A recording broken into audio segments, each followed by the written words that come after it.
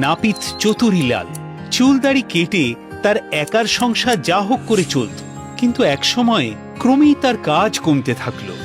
দূর দূর দূর, সকাল থেকে একটা খদ্দের নেই গো। লোকে কি চুল দাড়ি কাটতে ভুলে গেল নাকি?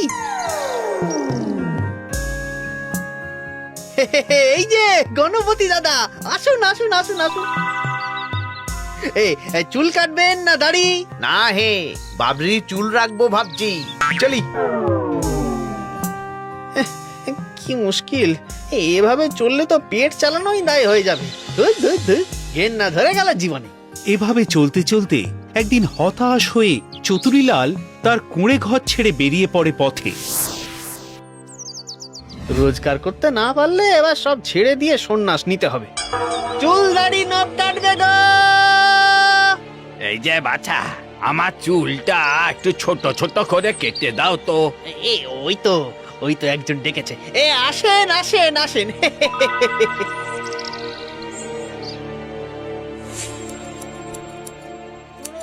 শুনুন শুনুন, রাজ্যের রাজকন্যা খুব অসুস্থ।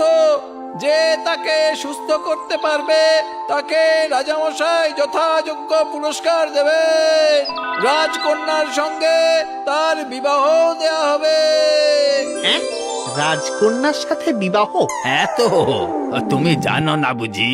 আরে গোটা রাজ্যেই তো ঢেরা পেটানো হচ্ছে। না, আসলে আমি তো ভিন গাঁয়ের, তাই। আচ্ছা, ব্যাপারটা কি? রাজকন্যা তো ভীষণ অসুস্থ, কিছুতেই কিছু হচ্ছে না। তাই তো আমাদের রাজামশাই খুব চিন্তিত। আহাহাহা, আমি যদি বৈদ্য বা হাকিম হতাম। আচ্ছা, বলছি একবার চেষ্টা করে দেখবো নাকি দাদু? তা চেষ্টা করতে দোষ কি?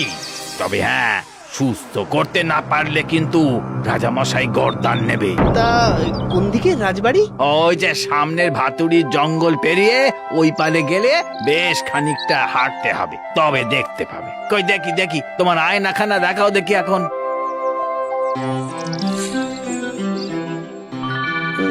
গর্দান নেবে? যদিও আমার এই তুচ্ছ প্রাণের মায়া করে লাভই বাকি, পেট ভরে তো খাবারও জোটে না। তার থেকে যদি রাজকুমারীকে সুস্থ করে তুলতে পারি, তাহলে সারা জীবন খাওয়া পড়ার অভাব হবে না। আর এই রাজকন্যাকেও পাওয়া যেতে পারে। হ্যাঁ, তাড়াতাড়ি যাই তাড়াতাড়ি যাই।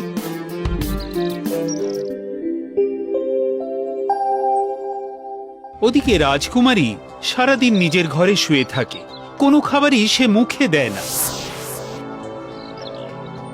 মা বসুন্ধরা, তোমার জন্য ফল এনেছি। আমাকে বিরক্ত করো না তো, চলে যাও তোমরা, যাও বলছি। যাও তো এখন।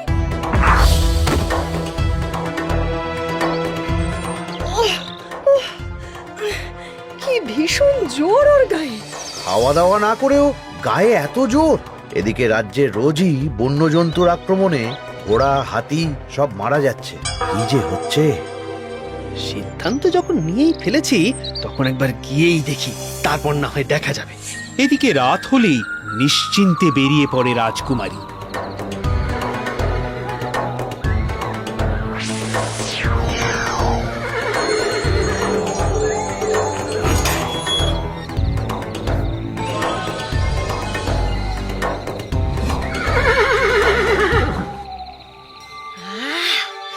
খাবো খাবো, কাঁচা চিবিয়ে খাবো, কেউ বুঝতেই পারবে না। মায়া মায়া।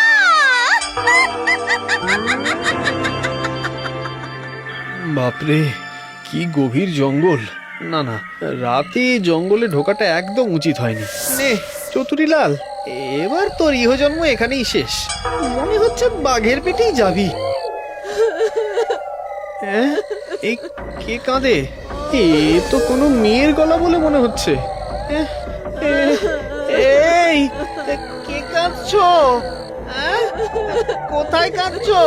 কে কাঁদে? কে? ওইটা একটা বাড়ি।